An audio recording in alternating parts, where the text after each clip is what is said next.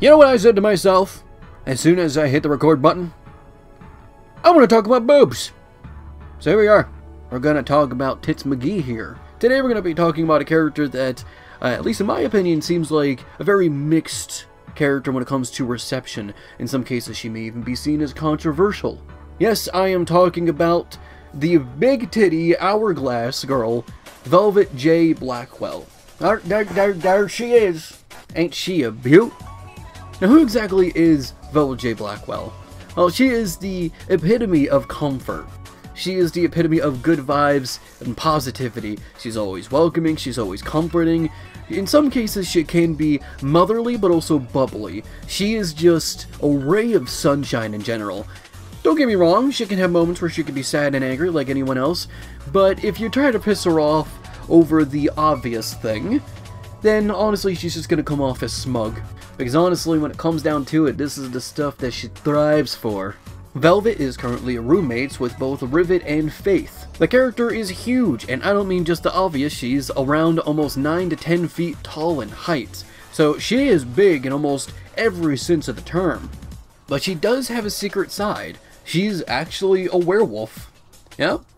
You can tell this mainly by her ears and tail, but she actually has another form which isn't your traditional werewolf. Instead of turning into this big furry monster on the stroke of midnight on a full moon, it's mainly at nighttime when she suffers heavy emotion and she becomes this thing. Instead of your traditional werewolf, she still gets covered in fur, but she becomes solid black with a red outline, and literal torture devices and barbed wire start coming out of her. She literally begins the process of torturing herself over her own negative emotions. That's why whenever it comes to nighttime, she tries to stay outside, so that if this does happen, it won't at least hurt anyone else. It's a side that I don't really explore very often, but I definitely want to do more with in the future, as much as I don't want to hurt this little ray of sunshine. That's why she is a ray of sunshine, by the way.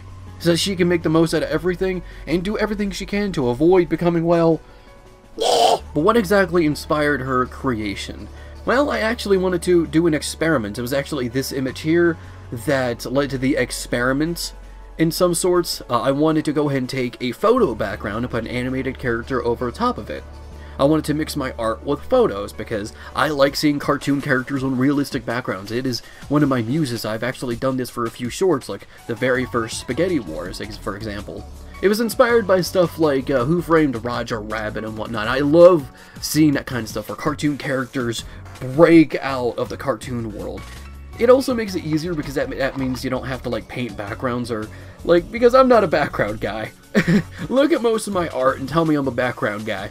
As much as I want to be, I want to be able to create cool big cityscapes and otherworldly fantasy or sometimes disturbing worlds, because I have ideas. It's not like I can't think of them, it's just I'm not really good at drawing them.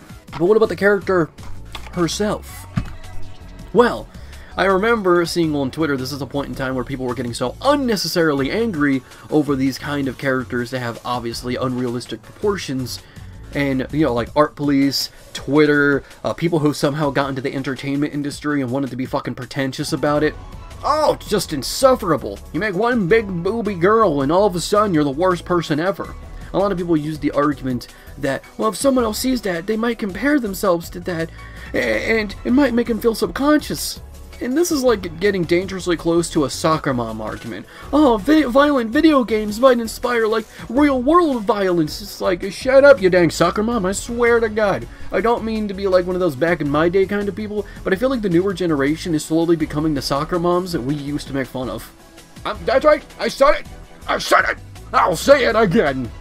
Look, if someone looks at a character design that's obviously meant to be unrealistic and exaggerated, I drop my bottle cap.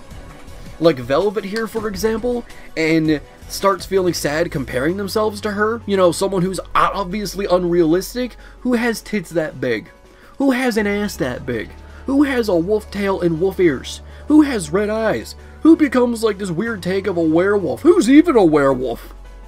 If you're gonna compare yourself to that, I'm sorry, I don't mean to be rude, that's a you problem. If you're comparing yourself to fictional characters, especially in a plane where it's not meant to be realistic, you need to shift your priorities and what you need to be comparing yourself to, or just not compare yourself to anything at all. Also, in the end, it's not the responsibility of the creator for how you feel about something. It's like if I made something super edgy and violent, and people were concerned it might inspire people to do actual violent things. That ain't my responsibility. If someone takes it too far, that's a them problem.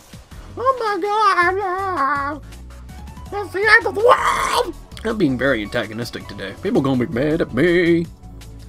So whenever I hear those kind of people, especially whenever they go after artists like They Call Him Cake, for an example, who was a big inspiration for Velvet's size, I decided, you know what? I'm gonna add my own character to the mix. I'm gonna create my own big booby girl with gothic aspects and a horrifying backstory.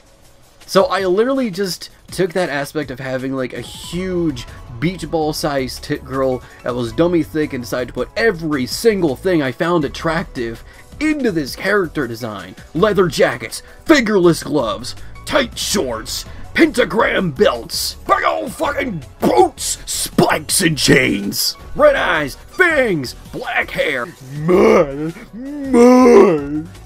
and boom, that's how she came to be.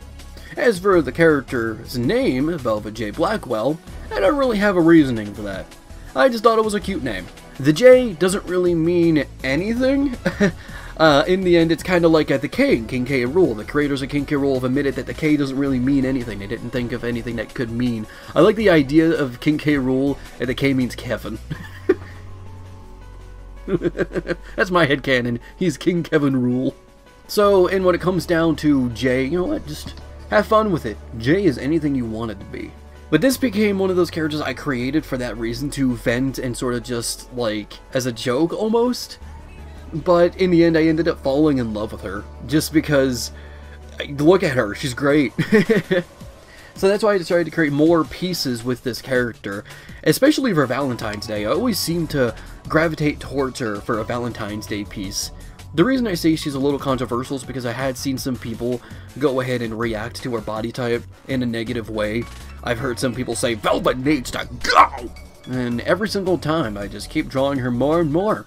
She actually thrives off of that. I've even made offhand jokes and some short animations in certain pieces where she fully thrives off of people getting mad over her huge hamalababadagongus.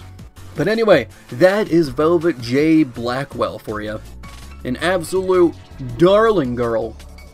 You should all love. Now. Hope you enjoyed the video, and if you had a beautiful day, I hope it gets even more beautiful. Your connection will be strange.